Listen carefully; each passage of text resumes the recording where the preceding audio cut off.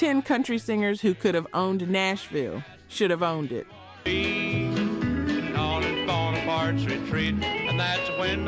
You know the names everyone talks about, the ones on every greatest of all time list, the ones with the statues and the platinum plaques in the documentaries. I wish that I could have her more than... But here's what Nashville doesn't advertise. Some of the best voices that ever touched a microphone never got the credit they deserved. Singers who made George Jones stop mid-sentence. Singers Dolly Parton called untouchable. Singers who got standing ovations from the people who were supposed to be the legends. Number 10, Stonewall Jackson. History with an apple. He was tempted and Nashville, 1956. A kid from North Carolina walks into a Cuff Rose publishing with a demo tape and a name that sounds like a punchline. Stonewall Jackson, not a stage name, his actual name. Named after a Confederate general by a father who probably never imagined his son would become the first artist in Grand Ole Opry history to join without a recording contract.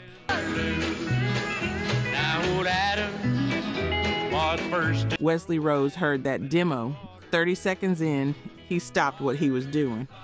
Called the Opry, got the kid an audition for that same week.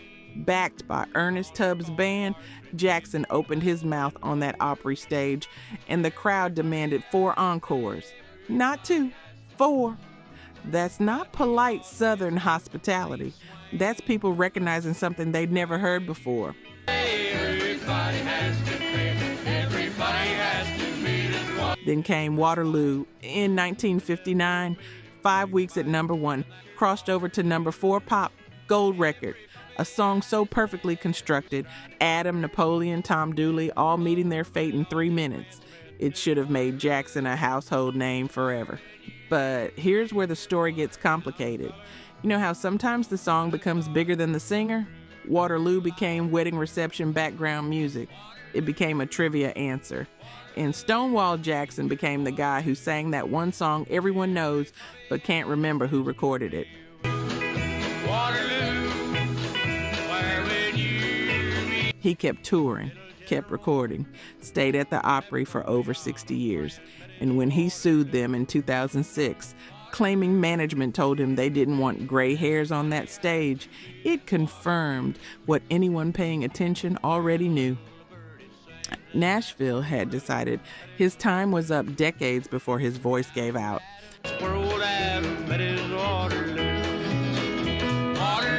Number 9, Jean Shepard. Another dear John. A 17-year-old girl from Oklahoma with a voice that could peel paint off barn siding walks into a Capitol Records studio and records a Dear John letter with Ferlin Husky. 23 weeks at number 1. Crossed to number 4, pop. The first post-war record by a female country artist to sell over 1 million copies.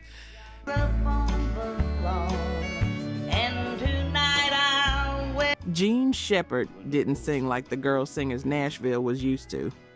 No sweetness, no smoothing the edges, just hardcore honky-tonk vocals that sounded like she'd lived through every word before she ever opened her mouth.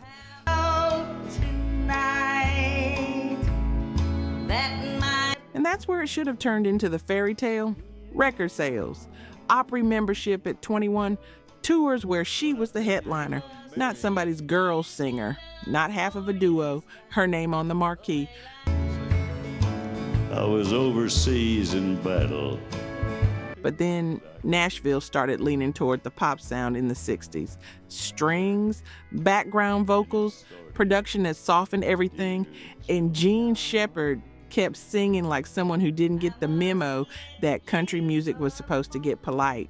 She recorded concept albums before people called them concept albums. She sang about women dealing with alcoholic husbands and affairs and heartbreak that didn't have neat resolutions. Another dear John. And the industry kept waiting for her to sound more like what was selling instead of what was true. Her husband, Hawkshaw Hawkins, died in the same 1963 plane crash that killed Patsy Cline. She was 8 months pregnant, Came back after the baby was born and kept recording, kept performing, stayed at the Opry for 60 consecutive years.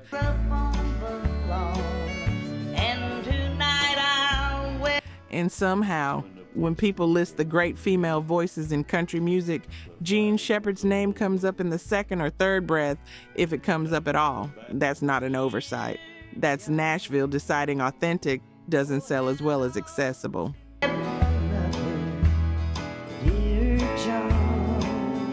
Let's look at the numbers. Only 9% of you are actually subscribed. Honestly, that's tough to see. Our team spends days hunting down archives and verifying every single fact just to tell these stories right. If you've made it this far into the video, you're clearly part of the community, so please hit subscribe. It costs nothing and helps us immensely. Now, for those already subscribed, very few of you have made the jump to our membership, and that's a hard pill to swallow because you're the ones who know our value best. If this channel has moved you or inspired you, consider joining. It's the price of one coffee, but it's the literal fuel for this channel. Let's keep this alive together. Back to the story. Number 8, Mel Street, Her lips tell me so. West Virginia, early 1970s. An auto body shop owner who sings on local TV every Saturday night records a song called Borrowed Angel for a tiny regional label. 2 years later, Royal American Records picks it up. The song hits number 7. Just tonight, we can't. Mel Street is 39 years old and Nashville is finally paying attention. What they heard was a voice that understood honky-tonk wasn't just a style, it was an emotion. Street sang like someone who'd actually lived in the bars he was singing about. Loving on back streets. I met a friend of yours today. Smoky Mountain memories. Every one of them sounded like confession, not performance. I wish that I could have her more than. Between 1972 and 1978, he put 13 songs in the top 20. The hits kept coming. Mercury Records signed him in 1978, thinking this was finally the moment Mel Street breaks through to the next level. Old angel belongs to someone. But clinical depression and alcoholism had been shadowing him for years. The touring grind, being away from family, the pressure to keep feeding the machine while the machine kept asking for more. Go on like this, it isn't right. October 21st, 1978, his 43rd birthday. Mel Street died from a self-inflicted gunshot. That same day, his new single, Just Hanging On, debuted on the country charts. The lyrics hit different after you know the ending. I'm just hanging on, can't call it living, feel like dying. But she loves me, and George Jones sang Amazing Grace at his funeral. Jones was Mel Street's idol, the man whose vocal style Street had studied and borrowed from and tried to channel every time he stepped up to a microphone. it's like silk on my arm. 4 more songs charted after his death. One of them, The One Thing My Lady Never Puts Into Words, reached number 17 in 1979. And then the industry moved on, because that's what it does.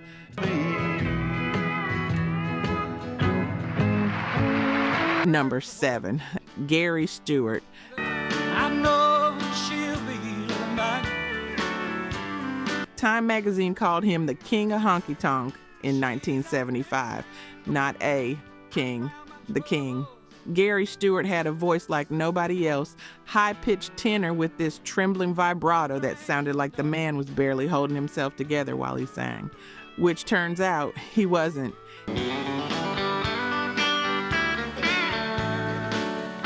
His 1975 album, Out of Hand, hit number 6 on the country chart. Critics lost their minds. Robert Christgau gave it an A- and called it the best country album in 5 years. Rolling Stone said if honky tonk wasn't dead yet, it was because of Stewart.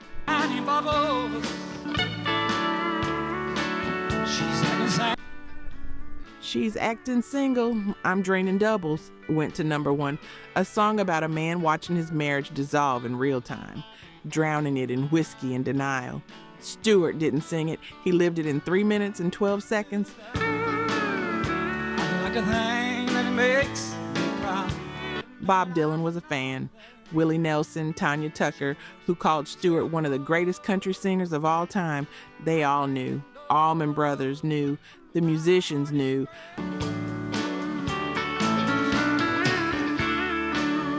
But here's the problem with Gary Stewart.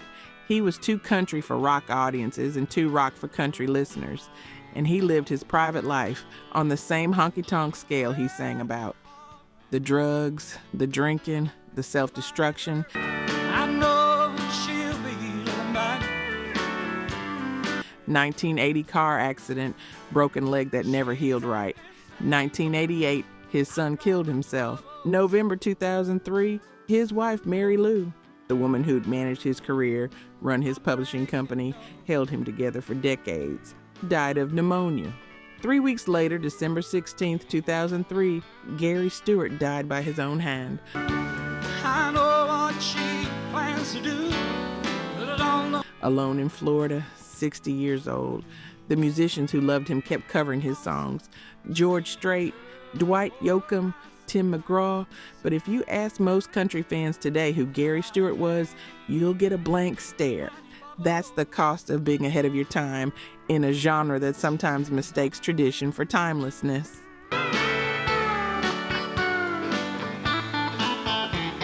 Number 6, Farron Young. And I'll bet you read to spend. They called him the hillbilly heartthrob, then the young sheriff after he played a deputy in a Western film, then later just the singing sheriff. But if you ask the people who knew, they'd tell you Farron Young was one of the finest honky-tonk vocalists who ever lived. Someone who could shift from raw barroom grit to Frank Sinatra smoothness without losing the country soul underneath. Or else I'll lose my mind. Live Fast, Love Hard, Die Young in 1955. His first number one. The title turned out to be prophetic, but not in the way anyone expected. He kept the hits coming through the 50s and 60s. Hello Walls, Willie Nelson's song, became Farron's crossover smash in 1961. Stayed at number one for 9 weeks, sold over 1 million copies. We've got to all stick together. And here's something most people don't know. Young was the guy who helped launch careers. He recorded Sweet Dreams before anyone else touched it, giving songwriter Don Gibson his first big break. He cut Willie Nelson's songs when Willie was still a struggling writer living on dreams and whiskey. He hired Roger Miller and Johnny Paycheck for his band before they were household names. Without her, if we can. But by the 1980s, the smooth country pop sound was taking over Nashville. Artists like Farron Young, the hard-driving honky-tonkers who'd built the town, found themselves on the outside looking in. His last major label contract got canceled in 1981. Since our darling disappeared. Farron Young was 64 years old, suffering from emphysema, watching a genre he'd helped define move on without him. December 9th, he shot himself, died the next day. Or else I'll lose my mind. The industry was shocked, but they shouldn't have been. Young had spent his whole career singing about hard living and rough edges and men who couldn't quite outrun their demons.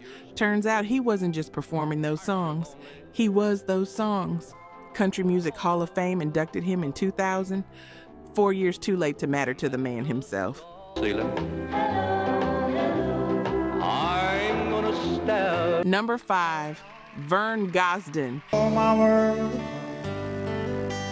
And I said, They didn't call him Vern Gosdin, the country singer. They called him The Voice, not as a marketing gimmick, as a statement of fact.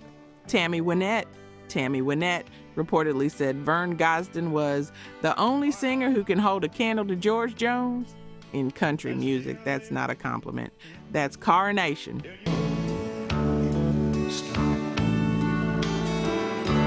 Josh Turner called him one of the greatest, if not the greatest, technical country singers to have ever lived.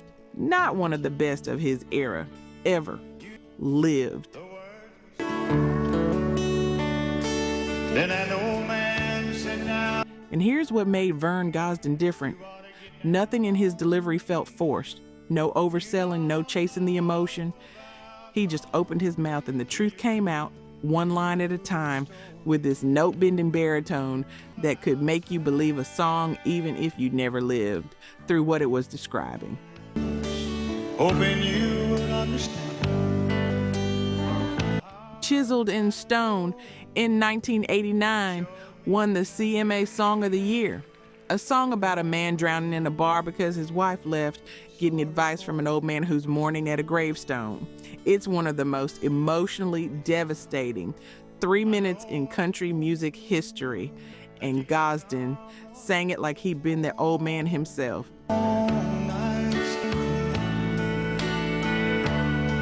19 top 10 hits between 1977 and 1990. 3 number ones. Respect from every major artist in Nashville. But here's the twist.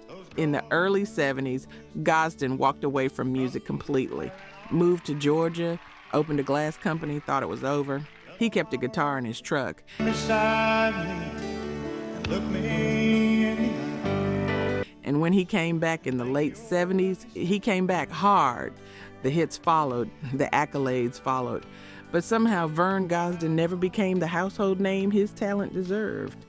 Till your face smile. At 74, Gosdin was still writing, still recording, renovating his tour bus for CMA Fest, planning a comeback. Then a stroke took him 3 weeks before he was supposed to return to the stage. April 28, 2009, he died peacefully in his sleep. The bus never left the driveway. You ought to get down on your knees. Number 4, Keith Whitley. You still won't hear my. Ralph Stanley heard what he thought was a jukebox playing Stanley Brothers records in a West Virginia club in 1970. Walked in, realized it wasn't a recording. It was 2 16-year-old kids, Keith Whitley and Ricky Skaggs, doing Stanley Brothers material so perfectly it fooled one of the Stanley Brothers himself.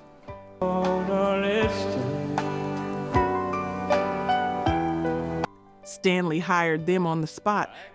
By the mid-'80s, Whitley had moved to solo country and was building something extraordinary, a voice modeled after Lefty Frizzle and George Jones, but infused with bluegrass flourishes and this expressive baritone that could shift from melancholy to vulnerability to devil-may-care swagger inside a single verse. Don't pretend it's something just. Don't Close Your Eyes in 1988, number 1.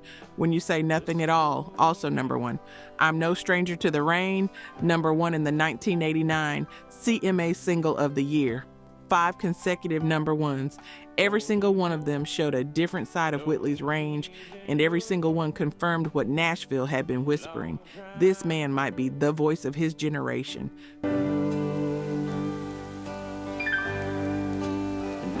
Garth Brooks, Tim McGraw, Alan Jackson, Blake Shelton, they've all said Keith Whitley influenced how they approach singing. That's the kind of respect artists only give to the best. But alcoholism was following Whitley through every studio session, every tour stop, every moment of success.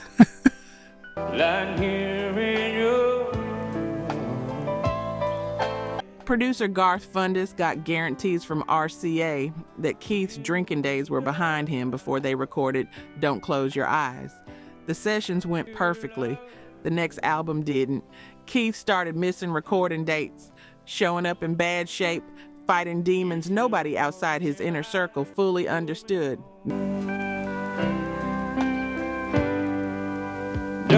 May 9th, 1989, Keith Whitley died of alcohol poisoning at his home in Nashville. 33 years old, married to Lori Morgan, a son who would grow up without him.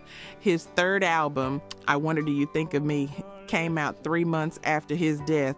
2 more number ones, including the title track, which took on this haunting, unbearable weight once you knew Keith wasn't around to sing it live anymore. He didn't get to become the legend he was supposed to be. He just became a tragedy country music still mourns. This time. Number 3, Connie Smith.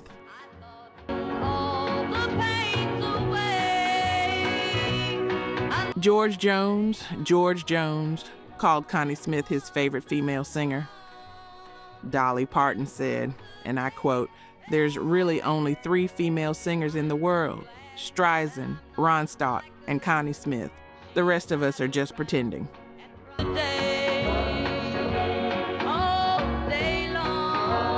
Merle Haggard wrote a song, "Too Much Boogie Woogie," where he complained there was too much boogie woogie and not enough Connie Smith in modern country music.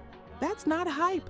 That's 3 of the greatest artists in country music history putting Connie Smith on a pedestal nobody else could touch.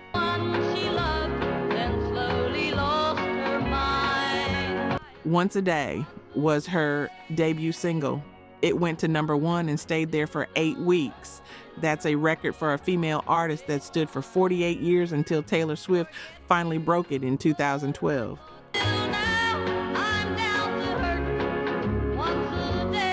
Connie Smith had the voice. She had the hits, 13 top 10 singles by 1968. She had the Grand Ole Opry spot.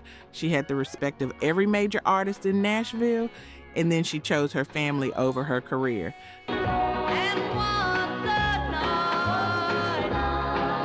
Not because the hits stopped, not because the offers dried up, because Connie Smith looked at the touring grind, looked at her 5 children, and made a decision that confused the hell out of an industry built on people sacrificing everything for fame. She went into semi-retirement in 1979.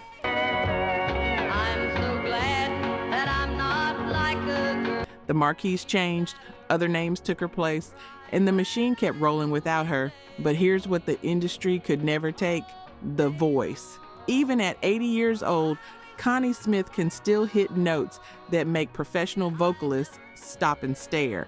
That contralto, raw, powerful, emotionally direct, didn't fade, didn't crack, didn't lose a single ounce of its authority.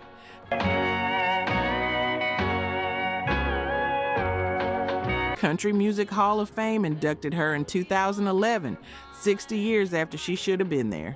Better late than never, but the lateness says everything you need to know about how Nashville treats women who refuse to play the game on the industry's terms. Connie Smith didn't need Nashville's approval. She had George Jones's. That was enough.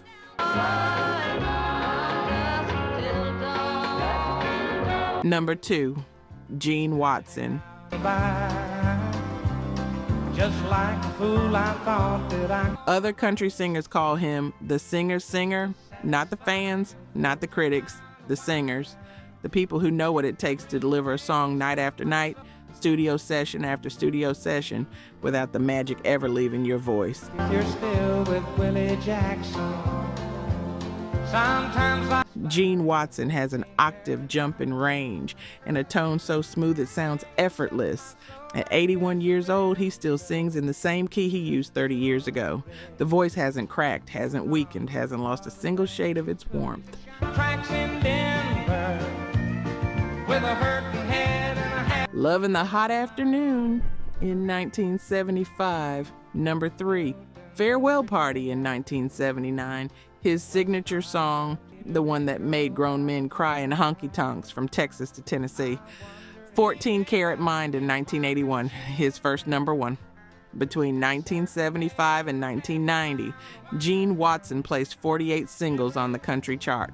To please you, I saw you had an opportunity. 5 number 1s, 21 top 10s, and somehow, Watson remained one of country music's most underrated talents. Here's the thing about Gene Watson. He worked an auto body shop while singing in Houston clubs at night through the 60s. Got discovered, got signed, built a career on his own terms without ever compromising the traditional sound that made him great. You standing out in front of Wilson's Spine. USA Today called him one of country's finest and most underrated singers. The Associated Press said Gene Watson has never sounded better, which is saying something. And when other Opry members gather at the side of the stage to watch Gene Watson perform, you know it's not just respect, it's reverence. You're still with Willie Jackson. Sometimes February 7th, 2020, just before the pandemic shut down the world, the Grand Ole Opry finally asked Watson to join. He was 76 years old. He'd been eligible for decades. Better late than never doesn't cut it when you're talking about one of the greatest pure vocalists in country music history.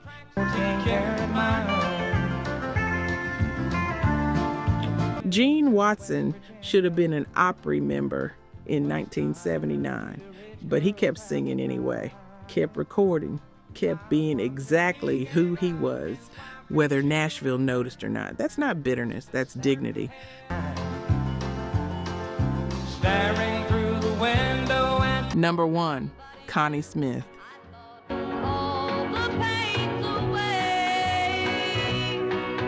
George Jones called Connie Smith his favorite female singer. Dolly Parton said, and I quote, "There's really only 3 female singers in the world, Streisand, Ronstadt, and Connie Smith. The rest of us are just pretending."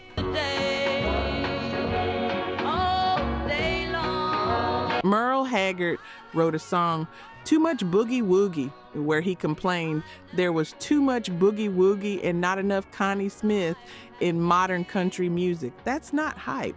That's 3 of the greatest artists in country music history putting Connie Smith on a pedestal nobody else could touch.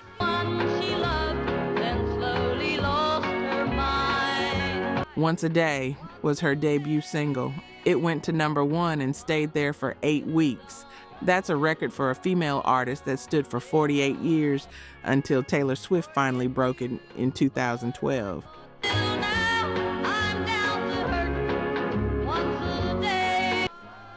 Connie Smith had the voice. She had the hits. 13 top 10 singles by 1968.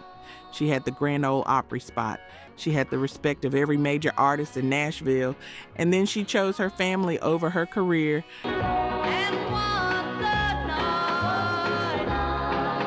Not because the hits stopped, not because the offers dried up, because Connie Smith looked at the touring grind, looked at her 5 children, and made a decision that confused the hell out of an industry built on people sacrificing everything for fame.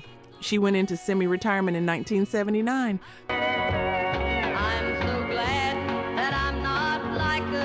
The marquees changed, other names took her place, and the machine kept rolling without her. But here's what the industry could never take: the voice. Even at 80 years old, Connie Smith can still hit notes that make professional vocalists stop and stare. That contralto, raw, powerful, emotionally direct, didn't fade, didn't crack, didn't lose a single ounce of its authority.